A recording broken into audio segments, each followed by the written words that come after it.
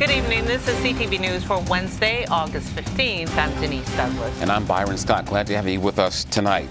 Well, the University of Maryland football team is back on the field getting ready for the upcoming season with a new head coach. This amid the controversy surrounding the death of one of its players. Chris Mark now joining us with more details on the latest. Yeah, that's right. You know, lost in all this is there are players who are on the field and they've had their head coach put on administrative leave.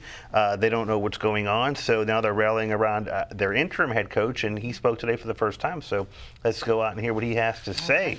Yesterday, we heard from Maryland President Wallace Lowe and Athletic Director Damon Evans as the university took responsibility for the death of Jordan McNair. Lost in all the controversy with the program is that the players on the team are still preparing for the upcoming season without head coach DJ Durkin, who is on administrative leave. Today, for the first time, interim head coach Matt Canada spoke to the media about how the team is dealing with the distractions but pressing forward. Obviously, we've had a lot going on here. I'm here to talk about our players, and I want to emphasize what a great job they've done, how proud we are of them. They've been through a lot, and they're working extremely hard. They are unbelievable kids, and I think that is something that no matter what else comes out of this conversation, I want that to be echoed, that our players are special, and they're doing a great job sticking together, and they're excited to play football on September 1st, and we as a staff are really excited to get to watch them do that. Our entire staff has done a tremendous job of coming together, of bonding together, of making it about our players. And, you know, it's amazing what you can accomplish when nobody cares who gets the credit. And we're seeing that right now in our building. We'll have 2 breaks. We've got 2 tents. You guys are going to be able to see practice. We've got 2 tents set up, 2 cooling tents. We have water, Gatorade, snacks in the breaks, all those things. You know, I think our practices have been extremely crisp.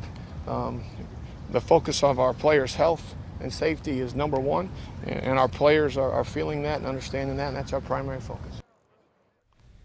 Canada was asked if he had spoken to head coach DJ Durkin. He said he had, but left it at that. The Terps open up the season September 1st against Texas at FedEx Field. Now, I'm sure these guys are really focused, but you have to imagine it's going to have an impact on their playing coming up through the season. Well, yes, it does. You know what? A coach is gone. One of their teammates has died tragically. That's a lot for you know, a young adult to take, and now they're also preparing for the upcoming football season. So there's a lot going on with those players right now. So for them to hold it together, that would be great. But you know, no one could blame them if they're going to struggle a little bit this year. Absolutely. Thank you, Chris, for that.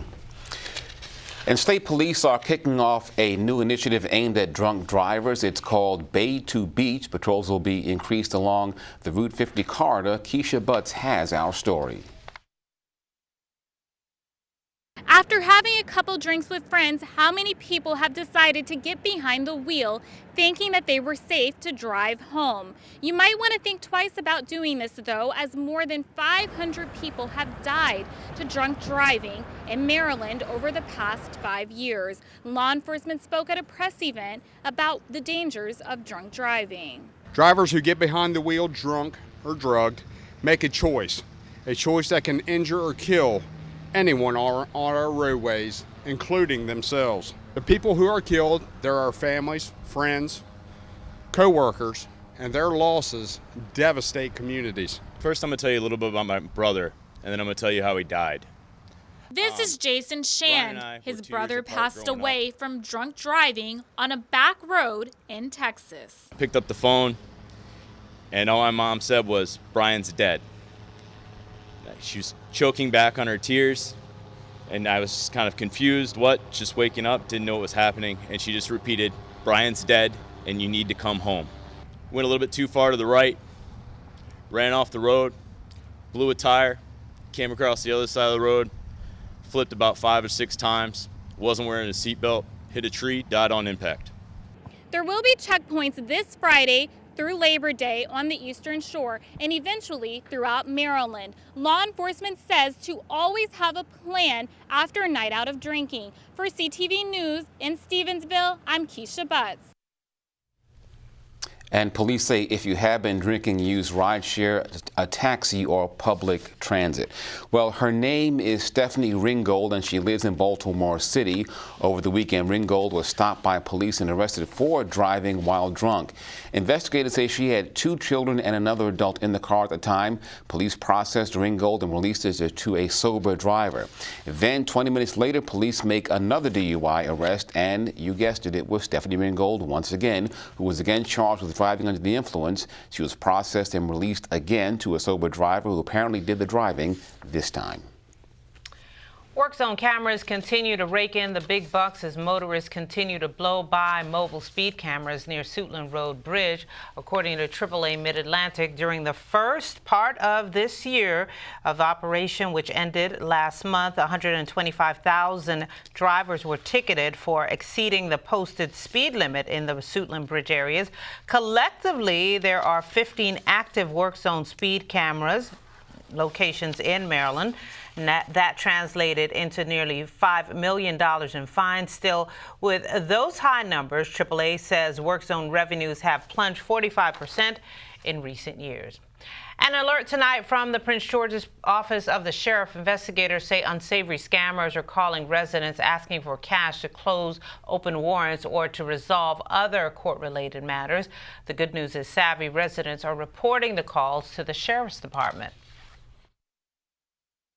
Over the last week, we've had at least 20 citizen calls about scam callers calling people, telling them that they have open warrants or something else in court process, and that if they give them their personal information and give them financial information to pay them money, that they can make it go away. Well, that's simply not true, and we're glad that none of the citizens who called actually paid anyone any money, but it is a scam. We want to alert the public. Anyone who calls a citizen, a resident who says they're from the office of the sheriff and they want you to send them money, hang up on them, and then please call us and let us know that that's happening.